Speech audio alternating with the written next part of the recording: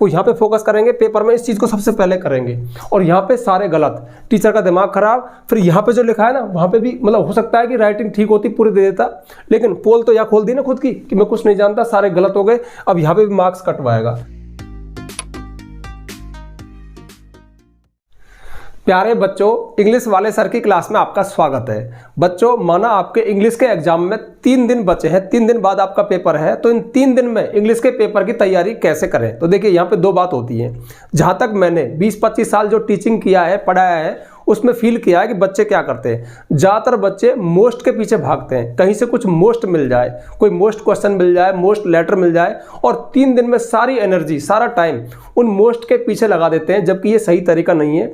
भैया हम भी यहाँ बैठे हैं, बहुत साल पढ़ाया है, आपके साथ ही रहे हैं, तो थोड़ा बहुत हमें भी अनुभव है कि आप किस तरह से पढ़ें तो ज़्यादा मार्क्स लाएं। तो देखिए वीडियो में अपन दोनों पक्ष की बात करेंगे। पहला पक्ष होगा वीक स्टूडेंट का, जो केवल पास होना चाहते हैं या ठीक ठाक नंबर लाना चाहते हैं, वो तो कैसे तैयारी करें। और दूसरा जो इंटेलिजेंट स्टूडेंट है, मतलब जो फुल मार्क्स लाना चाहते हैं या बहुत अच्छे मार्क्स लाना चाहते हैं, वो किस तरह से तैयारी करें। लेकिन उससे पहले इंग्लिश के पेपर का पैटर्न देख लेते हैं कि इंग्लिश के पेपर में क्या क्या चीज़ें आती हैं। देखिए बोर्ड कोई सा भी हो, चाहे राजस्थान बोर्ड हो, यूपी बोर्ड हो, बिहार बोर्ड हो, इंग्लिश का पेपर 10th क्लास हो, 12th क्लास हो, कोई भी क्लास हो, लगभग ये 4 चीज़ें पेपर में होती हैं। देखिए पेपर को हमने 4 भागों में डिवाइड कर लिया। पहला होता है अनसीन पैसेज, यानी अनसीन पैसेज तो आते ही है, उनमें से हमें आंसर निकालने होते हैं, इसको हम कंप्रीहेंशन भी कहते हैं। अब किसी बोर्ड में 1 आता है, किसी में 2 आते हैं। दूसरा पार्ट होता है कंपोजिशन पार्ट, इसमें वो आपसे लिखवा के देखता है, इसको हम राइटिंग पार्ट भी कहते हैं। जैसे अपना ऐसे हो गया, आर्टिकल हो गया, स्पीच हो गया, लेटर राइटिंग हो गया, रिपोर्ट राइटिंग हो गया। अब देखिए लगभग ये चीज़ें सभी बोर्ड्स में आती है, तो ये हो गया अपना कंपोजिशन पार्ट या राइटिंग पार्ट, मतलब आपसे लिखवाएगा। और तीसरा होता है ग्रामर पार्ट। अब देखिए ग्रामर में अब ये हो सकता है किसी बोर्ड में ये टॉपिक है, किसी में ये टॉपिक है, लेकिन कुछ कॉमन टॉपिक है जो सभी बोर्ड्स में पाए जाते हैं। जैसे टेंसेज है, इनमें से वो करेक्ट फॉर्म ऑफ वर्ब भर पाता है। इसके अलावा मॉडल्स है, नरेशन मतलब डायरेक्ट इनडायरेक्ट, पैसिव वॉइस, ये कुछ ऐसे कॉमन टॉपिक है, लगभग सभी बोर्ड्स में इनमें से क्वेश्चन आते हैं। इसके अलावा फिर लास्ट हो गया बुक। अब मोस्ट ऑफ इंग्लिश की 2 बुक होती है, एक बड़ी बुक होती है, एक छोटी बुक होती है, और इन बुक्स में से वो क्वेश्चन आंसर पूछता है, और अपने पोएम्स भी इन्हीं बुक्स में से ही होती है। तो ये थी आपकी पेपर स्कीम, मतलब पेपर आपका इन 4 भागों में डिवाइड है। तो वीक स्टूडेंट क्या करें? तो देखिए वीक स्टूडेंट इंग्लिश में कैसे पास हो, इस पर मैं सेपरेट एक बहुत तसल्ली में वीडियो बनाऊंगा, बहुत प्यार से एक एक चीज समझाऊंगा उनको कि भाई आपको ऐसे पास होना है। यहां पर मैं थोड़ा शॉर्ट में बता दूं, देखिए ये 4 चीजें आपके सामने हैं। तो जो वीक स्टूडेंट है उनको अनसीन पैसेज और कंपोजिशन पे ज्यादा काम करना है। हाँ, एक बात और मैं आपको बता दूं, जैसे माना आपके पास 3 दिन है ना, तो 3 दिन का मतलब 30 ही घंटे, मानिए कि आपके पास 30 घंटे बचे हैं, क्योंकि इन 3 दिन में आप 8-8 घंटे या 6-6 घंटे की नींद भी लोगे, खाओगे पियोगे भी, तो 30 घंटे निकलेंगे। तो जो वीक स्टूडेंट है ना, उनको मेरी ऑनेस्ट राय, एक एक्सपीरियंस राय है, एक्सपीरियंस सलाह है कि वो 30 में से लगभग 20 घंटे अनसीन पैसेज और कंपोजिशन की तैयारी में लगाएं, क्योंकि ये 2 चीजें उनका बेड़ा पार कर सकती है। अगर ये दोनों चीज उनकी कॉपी में है, अनसीन पैसेज में से उन्होंने आंसर निकाल लिए हैं, भले ही गलत निकाले सही निकाले, हाँ ऐसा मत करना कि क्वेश्चन को रिपीट कर दो, क्वेश्चन मतलब पूछा आप नीचे भी क्वेश्चन लिख दो तो आप पास नहीं हो सकते। लेकिन अगर आपने आंसर निकाल दिया, अब देखिए 5-6 आए, उनमें से 3-4 तो सरल ही होते हैं, आप उनको निकालोगे वो करेक्ट होंगे और आपको मार्क्स मिल जाएंगे। बट आपको आंसर निकालने, तो ये इस पर कोई तैयारी नहीं करनी। बट थोड़ा सा, हाँ एक खास बात, मेरे इसी चैनल पर इंग्लिश वाले सर पर अनसीन पैसेज कैसे सॉल्व करें वो वीडियो देख लेना, उसमें बहुत काम की बात बताइए कि आंसर कैसे निकालें, उससे आपको बहुत हेल्प मिलेगी। इसके अलावा एक सेपरेट वीडियो मैं आपके लिए बनाऊंगा, ठीक है। तो आप जो 20 घंटे हैं उनमें से कम 2-4 घंटे इस पे लगाइए, 2-4 अनसीन पैसेज उठा के मतलब रखिए सामने और रफ कॉपी उठाइए और उनमें से आंसर निकालिए। ऐसा मत सोचा करो अच्छा अनसीन पैसेज है यार, ये तो बचपन से निकालते आ रहे, उसी दिन निकाल देंगे। लेकिन अगर आपने इसमें टाइम दिया तो ये आपको रिटर्न देगा, कहने का मतलब है आपकी प्रैक्टिस हो जाएगी, प्रैक्टिस कभी बेकार नहीं जाती। तो 2-4 अनसीन पैसेज को सॉल्व करके देख लेना। आपका मेन काम है कंपोजिशन पार्ट। अब देखिए जो कंपोजिशन पार्ट है ना, ये वीक स्टूडेंट का अगर कॉपी में दिख रहा है और अनसीन पैसेज दिख रहा है तो उसको पास होने से कोई भी नहीं रोक सकता, लेकिन इसकी आपको तैयारी करनी पड़ेगी।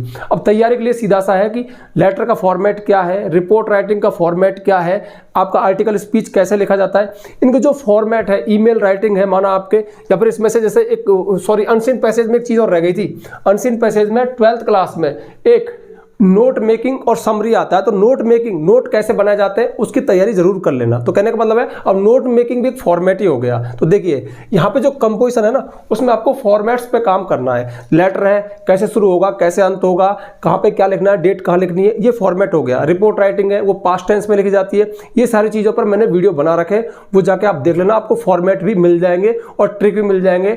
लेटर में आप एक भी लाइन याद मत करो, वीक स्टूडेंट के लिए आपको 10 लाइन मैंने तैयार कर रखी है सभी तरह के लेटर में, फॉर्मल हो इनफॉर्मल हो, वो जाके आप देख लेना। ईमेल कैसे लिखते हैं, नोट मेकिंग कैसे लिखते हैं, सब पर वीडियो बने पड़े, आप जाके देख सकते हो। तो आपको फॉर्मेट पे काम करना है और इस बात को दिमाग में बार बार बिठाना है कि मुझे भैया ये लेटर राइटिंग और report writing, paragraph writing, article speech, ये तो लिख के ही आना है। तो उसके लिए क्या करना, रफ कॉपी उठाना और पन्ना भर के देखना, लेटर को लिख के देखना। मेरी बात विश्वास करना, लिख के ही देखना है। ये मत सोचना अरे मैं लिख दूंगा वहां जाके, वहां नहीं लिख पाओगे। एक बार यहाँ लिख के देख लो, 2-3 लेटर, 2-3 रिपोर्ट, 2-3 आर्टिकल स्पीच लिख के देख लो, वहां पे अच्छा होगा, बेटर होगा, बहुत अच्छा होगा। और मेन बात यह है कि आपको ये आपकी कॉपी में ये दोनों चीज होनी ही चाहिए। अब रही 20 में से 10 घंटे की पढ़ाई, आप इधर लगा सकते हो। ग्रामर में ऐसा तो नहीं आप बिल्कुल डलो, जो टॉपिक आपको आता हो उसको दोबारा से कवर कर लो। बुक में भाई हो सकता है कि आपको टफ लगती हो, आपको आंसर याद ना होते हो, हालांकि मैंने आंसर कैसे याद करें इस पर वीडियो बनाया है। लेकिन आप जैसे देखो, मेरा सीधा तरीका ये है, मान आपके 20 चैप्टर है, मैं अक्सर अपनी क्लासेस में कहता हूँ इस बात को। अब एक तो आप 20 के 20 का बोझ अपने सर पे रख के और दुखी है कि यार मुझे याद नहीं हो रहे, लेकिन आप बोझ कम करके 20 में से 5 लेसन निकालिए, 6 लेसन निकालिए। मैं 5 को तो याद कर सकते हैं, मतलब किसी चैप्टर के सारे आपको याद नहीं हो रहे, उसमें से 2 तो याद कर सकते हैं। उस चैप्टर में से कोई और आ गया तो आप उस 2 में से जो याद है उसको लिख दीजिए। एक तो आपकी कॉपी खाली है, आपको कुछ नहीं मिलेगा, लेकिन उसमें आंसर है, तो पता है थोड़ा रहम आ जाएगा, यार बच्चे ने याद तो किया है। और हो सकता है कि जो इसको याद था वो नहीं आया, लेकिन ये याद था, ये कर दिया, आपको 1 नंबर दे दिया, आधा नंबर दे दिया, कुछ मिल गया ना। तो आप कुछ तो कीजिए, थाली मतलब खाली मत बैठिए, थोड़ी तैयारी कीजिए। अब ये आपके ऊपर है, हालांकि पास तो आप यहाँ पे हो जाते हो और यहाँ पे आप थोड़ा थोड़ा दिखा देते हो, आप पास हो जाते हो। अब हम बात करते हैं, ये तो हो गया आपका मैटर। इस बात का ध्यान रखना, आपको फोकस करना है 2 जगह पे। और डिटेल में चाहिए तो वेट करना, निश्चित एक वीडियो आएगा कि इंग्लिश में पास होने का ट्रिक क्या है। हाँ सॉरी, मैं इस वीडियो को मतलब पेपर से लगभग 1 महीने पहले बना रहा हूँ और वो वीडियो मैं भी बनाऊंगा, लेकिन हो सकता है कि आप इस पेपर को 1 महीने बाद देख रहे हो, तब तक वो वीडियो आपको मिल जाएगा। कहने का मतलब है इंग्लिश वाले सर पे ही आपको वो वीडियो भी अवेलेबल है, आज ही बोल रहा हूँ, ठीक है। तो बात समझ में आ गई होगी आपको। अब हम बात करते हैं कि जो इंटेलिजेंट स्टूडेंट है जिनको फुल मार्क्स चाहिए, हालांकि इस टॉपिक पर मैंने वीडियो बना रखी है, बट यहाँ 30 घंटे में तैयारी कैसे करें। तो देखिए सबसे खास बात, पक्का गांठ बांध लेना, जस्ट वीक स्टूडेंट का उल्टा कर दो। उनको अपने 30 में से कम 25 घंटे इस ग्रामर पार्ट पे और बुक पार्ट पे ही तैयारी करनी है, क्योंकि टॉप मार्क्स यहीं से आते हैं। ये 2 चीज़ ऐसी होती है जिनको एग्जाम में हर कोई करता है, ठीक है। मतलब देखिए थोड़ी सी पोल है यहाँ, थोड़ी सी ढील पोल है। कैसे, इनमें जो टीचर है ना, यहाँ से बच्चों का आकलन नहीं करता उनके माइंड का, क्योंकि लेटर सब लिखते हैं यार। अब जो इंटेलिजेंट है वो थोड़ा बेहतर लिखेगा।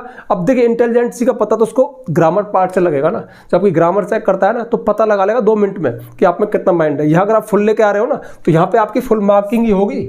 उसको पता है कि अगर आप ग्रामर सही सॉल्व कर रहे हो, क्वेश्चन आंसर मतलब क्वेश्चन का आंसर आपने याद किए, करेक्ट लिखे हैं, तो आपका ये बिल्कुल करेक्ट है, यहाँ पे आपको फुल मार्क्स ही देगा। और अनसीन पैसेज तो एक ऐसी चीज़ है भैया, इसमें तो एवरेज मार्किंग होती है, मतलब लगभग सबको ही मार्क्स मिलते ही हैं। तो आपको पूरा फोकस ग्रामर पे और बुक पे करना है। अब कैसे करना है ये थोड़ा ध्यान से सुन लो। सबसे पहले हम ग्रामर पार्ट की बात करें। माना कि आपके ग्रामर में 5 टॉपिक सिलेबस में रखे हुए हैं। जैसे 5 टॉपिक मैंने कहा, टेंसेज है, जैसे नरेशन है, पैसिव वॉइस है, मॉडल्स है और क्लॉज है, या फिर ट्रांसफॉर्मेशन है, कुछ भी है। अब जो 5 टॉपिक है ना, अब इन 5 के जो रूल्स हैं वो आपके दिमाग में पक्का होना चाहिए। सरसरी दृष्टि से सारे रूल्स देख लो। जैसे पैसिव वॉइस के रूल्स है कि सबसे पहले ऑब्जेक्ट आता है, ये बात आपके दिमाग में होनी चाहिए। फिर टेंस के अनुसार सही हेल्पिंग वर्ब लगाते हैं। प्रेजेंट टेंस है तो इज एम आर लगाएंगे, पास्ट है तो वाज वर लगाएंगे, अगर कंटिन्यूअस टेंस है तो बीइंग लगाएंगे। तो मैं बोलो is am are, was were, being, यहाँ पे फोकस कर रहा हूँ। यही चीज हम भूलते हैं पैसिव वॉइस में। थर्ड फॉर्म आती है सबको पता है, ऑब्जेक्ट शुरू होती है सबको पता है। जो चीज भूलते हैं उस पर फोकस करो, जो याद रखना है, ठीक है। बाई कब लगाते हैं, कब नहीं लगाते। ऐसे नरेशन में पर्सन कैसे चेंज होते हैं, इन्वर्टेड कॉमा कैसे हटते हैं, मतलब सारे रूल्स है ना आपके दिमाग में। और फिर साथ में कम से कम 10-10 एग्जाम्पल, अलग अलग वैरायटी के, अलग अलग टेंसेज के। अब जैसे आप नरेशन के एग्जाम्पल कर रहे हो तो 4-5 सिंपल के देख लिए, फिर इंट्रोगेटिव के देख लिए, फिर इंपेरेटिव के देख लिए। ऐसा तो है नहीं कि वो सिर्फ इंट्रोगेटिव के देगा, सिंपल के देगा, इंपेरेटिव का भी आ सकता है, एक्सक्लेमेटरी का भी आ सकता है। तो सभी तरह के 4-4, 5-5 एग्जाम्पल हल करके देख लो, सारे रूल्स को एक एक बार याद कर लो। इस चीज़ से ध्यान रखना, अगर आप इंग्लिश में फुल मार्क्स चाहते हो दावा ठोक के कह सकता हूँ एक्सपीरियंस से, आपकी ग्रामर में आपको 100% नंबर लाने ही पड़ेंगे। तो उसके लिए आपको सारे रूल्स पढ़ने ही पड़ेंगे, प्रैक्टिस करनी पड़ेगी, एग्जाम्पल सॉल्व करने ही पड़ेंगे। और ये काम इतना स्लो मोशन में नहीं, और फास्ट, क्योंकि 2 से 3 रिवीजन निकालने हैं आपको। रूल्स तो आपको सारे दिमाग में होने चाहिए, क्योंकि यहाँ का आधा नंबर भी बहुत कीमती है। मतलब यहाँ से 1 नंबर कट रहा है ना, कोई फर्क नहीं पड़ रहा, यहाँ से आपको आधा मार्क्स भी नहीं कटने देना है। उसके लिए आपको तैयारी करनी पड़ेगी। अब बात करें अपन बुक की, तो देखिए बुक्स के जो भी जितने भी लेसन्स हैं, हो सकता है कि आपने तैयारी कर रखी होगी, आपने मोस्ट वोस्ट की चर्चा भी कर ली होगी। हालांकि मैं मोस्ट के चक्कर में नहीं पढ़ता, मैं तो इस चक्कर में पढ़ता हूँ कि भाई सारा कंटेंट दिमाग में होना चाहिए और बनाना आना चाहिए।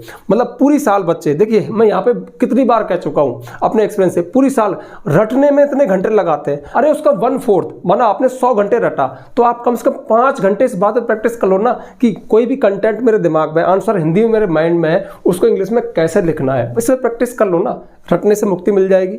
इस बात मैंने वीडियो बनाया कि रटना बंद करो और आंसर को बना के कैसे लिख सकते हैं। सारा कंटेंट, हालांकि ज़्यादा नहीं, 30-35 वीडियो बनाया अभी तक, लेकिन सारी काम की चीज़ सारी उन वीडियोस में दे दी, आप सर्च करके देख लेना। हाँ, अब चलो काम की बात करें कि बुक के क्वेश्चन आंसर कैसे याद करें। तो देखिए याद तो आपने जितने किए हैं उनको आप फेर लेना। फेरने का मतलब हमारी भाषा है, फेरने मतलब उनको रिवाइज कर लेना, मतलब 2-3 बार पढ़ के देख लेना। लेकिन मेन बात क्या है, कोई भी चैप्टर मत छोड़ना, मोस्ट के चक्कर मत पढ़ना। सारे चैप्टर्स की कम से कम हिंदी समरी, हिंदी में तो दिमाग में होना चाहिए, ताकि कहीं से भी क्वेश्चन आ जाए तो आप उसको कर सको। आपने माना 10, 15, 20 मोस्ट में लगे रहे और किसी ऐसे चैप्टर में आ गया जिसकी आपने उम्मीद नहीं की थी, उसका कंटेंट आपके माइंड में नहीं है, तो क्या खाली छोड़ के आओगे? और ध्यान रखना, टीचर कभी भी खाली कॉपी में मार्क्स नहीं देगा, उसको आंसर तो चाहिए। हाँ, मिलता जुलता चल जाएगा, आपको कम याद है कम चल जाएगा। हो सकता है कि आपने इधर बहुत बेहतर किया है, आपका एक आंसर हल्का है, उसको दया आ गई, वो आपसे खुश है, मार्क्स दे दिए, बट छोड़ना नहीं है। और छोड़ कब नहीं सकते हो? जब सारे कंटेंट के पास गए हो, सारे चैप्टर के पास गए हो, सारा कंटेंट, सारी स्टोरी, सारे ऐसे आपके माइंड में है, ठीक है। और हाँ, खास बात फिर भूल जाता मैं, शब्द सीमा का विशेष ध्यान रखना, वर्ड लिमिट। जितना पूछा है उतने में ही आंसर देना, इस बात की प्रैक्टिस कर लेना। 2-4 आंसर भले ही चाहो तो आप लिख के देख लेना।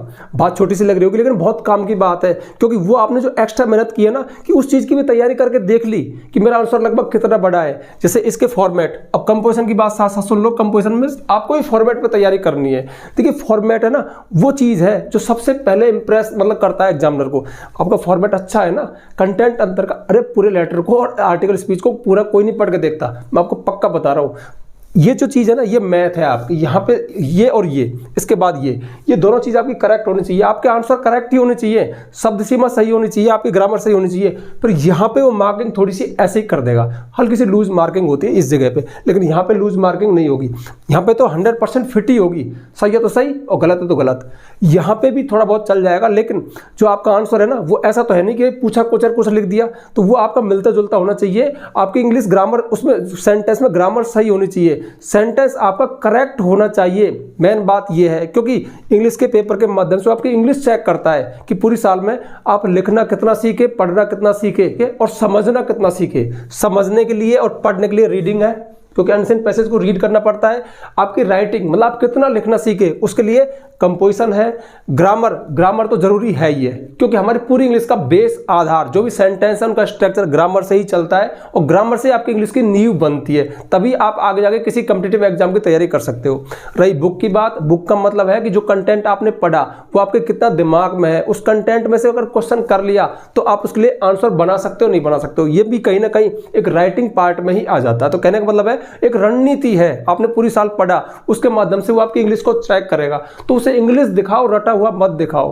और इंग्लिश कब दिखेगी? जब आपने तैयारी की होगी। और तैयारी का मतलब है कि सारी चीजें आपको वेल अप टू डेट तैयार करनी चाहिए, ना कि मोस्ट के पीछे भागना चाहिए। हाँ, कुछ चीजें मोस्ट हो सकती है, लेकिन हमेशा उन पे टाइम वेस्ट मत करो, हमेशा तैयारी करो।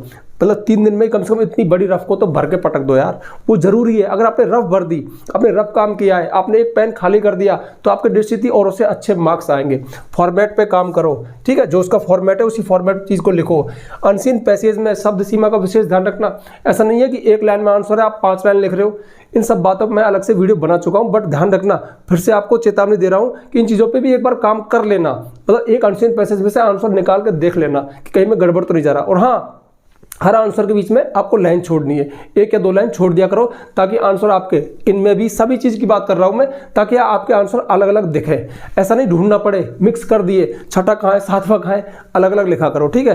तो ये थी आपकी रणनीति। इसी के साथ में पोएम पे भी टाइम देना है, मतलब 2-4 घंटे 1-2 घंटे उस पर भी दे देने हैं। तो कहने का मतलब है टाइम मैनेजमेंट करो, सब चीज़ों पे फोकस करो। और हाँ, सबसे खास बात जो मैंने, थोड़ा सा फनी हो जाएगी बात लेकिन सत्य है, आपको हंसी तो आएगी बट ये सत्य है। सत्य क्या है, जो वीक स्टूडेंट है ना, उनको मैंने क्या कहा था, यहाँ पे फोकस करना है, इन दोनों पे काम करना है, इनको कॉपी में खाली नहीं छोड़ के आना है, तुम यहीं से पास होगे।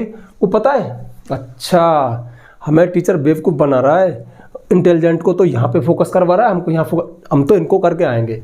और पक्का वो इनको करके आते हैं, मतलब जिद्दी होते हैं, पता नहीं क्या, और शायद इसीलिए वीक है वो, इसीलिए मतलब उनकी किस्मत खराब है। क्या है, वो यहाँ पे फोकस करेंगे, पेपर में इस चीज़ को सबसे पहले करेंगे, और यहाँ पे सारे गलत, टीचर का दिमाग खराब। फिर यहाँ पे जो लिखा है ना, वहाँ पे भी मतलब हो सकता है कि राइटिंग ठीक होती, पूरी दे देता, लेकिन पोल तो यहाँ खोल दी ना खुद की कि मैं कुछ नहीं जानता, सारे गलत हो गए, अब यहाँ पे भी मार्क्स कटवाएगा। तो भैया सबसे पहले जो वीक है वो इन चीज़ों को कवर करो, मतलब कॉपी में भी इनको ही लिखो, क्योंकि इतना कष्ट तो करेगा नहीं। यहाँ फुल दे दिए, इधर से आपकी पोल खुली, फिर दोबारा से मार्किंग करेगा, अरे कर दिया तो कर दिया, कोई खास बात नहीं। तो कहने का मतलब है, और जो हाँ इंटेलिजेंट स्टूडेंट है वो पक्का ध्यान रखना, जो सीरीज है मतलब जो सीरियल है, जैसे पूछा है भाई अनसीन पैसेज पहले आया तो अनसीन जी करेंगे, ग्रामर आई तो ग्रामर करेंगे, वो अपने मन की नहीं करेंगे।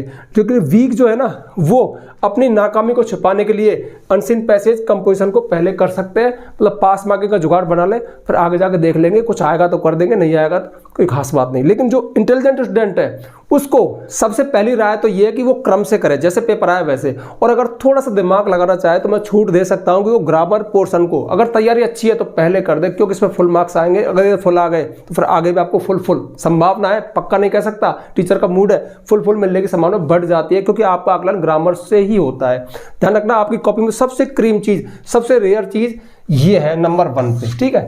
ये अगर ये आपके करेक्ट है तो बहुत संभावना है, और उसके बाद नंबर 2 पे आते हैं ये, और नंबर 3 पे आता है ये, और नंबर 4 पे आता है ये।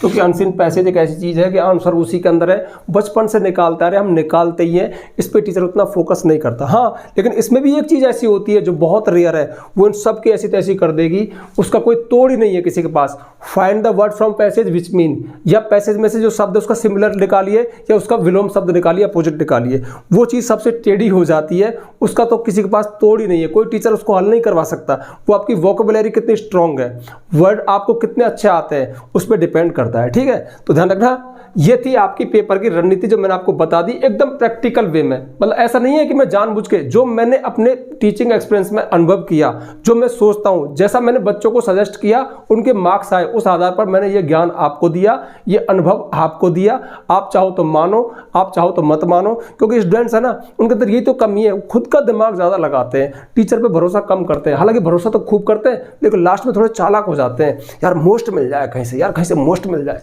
अरे यार एक बात बताओ, पेपर में 20 क्वेश्चन आए, आप मोस्ट के पीछे भाग रहे हो और आपको 5 मोस्ट मिल भी गए, तो 5 से क्या हो जाएगा, कितने खुश हो कर, अरे यार फंस गया था, याद किया था। अरे फंस गया तो क्या हो गया यार, टीचर है ना, वो 20 साल से कॉपी चेक कर रहा है, वो अच्छे से जानता है कि ये इसका फंसा है, ये मोस्ट था, इसने याद किया, रटाया, नकल कुछ भी किया है, तो एक में छप्पर फाड़ के नंबर नहीं देगा वो। उसका माइंड तो वो कॉपी, पूरी कॉपी देख के संतुष्ट होता है, सब चीज़ें एवरेज ठीक है, बच्चे ने लिखा है, बच्चा लिखना सीख गया है, बच्चा पढ़ना सीख गया, इस बात का पता तो लगा ही लेगा, तुम कितने भी चालाक बन लेना, ठीक है। तो ये थी आपकी पेपर की रणनीति कि 3 दिन में कैसे तैयारी करें। रही फुल मार्क्स, वीडियो बना चुका हूं, केवल पास होने का तरीका, पास होने का ट्रिक, इस पर एक सेपरेट वीडियो बनाऊंगा, ठीक है। अब मुझे इजाजत दीजिए, जल्दी से वीडियो को लाइक कर दो, बहुत काम की बात बताइए, ज़्यादा शेयर करना, ताकि आपके फ्रेंड्स को भी फायदा मिल जाए। हालांकि हम फ्रेंड्स की तो टांग खींचते हैं, पूरे साल दोस्ती रखते हैं, लेकिन एग्जाम के टाइम पे भाड़ में जाए फ्रेंड्स, मुझे मेरा काम बनाना है, लेकिन फिर भी आप इसको शेयर कर देना ताकि ज्यादा से ज्यादा लोगों का भला हो। और यदि चैनल पर नए आए हो तो चैनल को सब्सक्राइब करना, बेल आइकन प्रेस करना, ताकि आपको आने वाले वीडियोस की नोटिफिकेशन मिल जाए। आज के लिए बस इतना ही, मिलते हैं नेक्स्ट वीडियो में नेक्स्ट टॉपिक के साथ, तब तक के लिए बाय।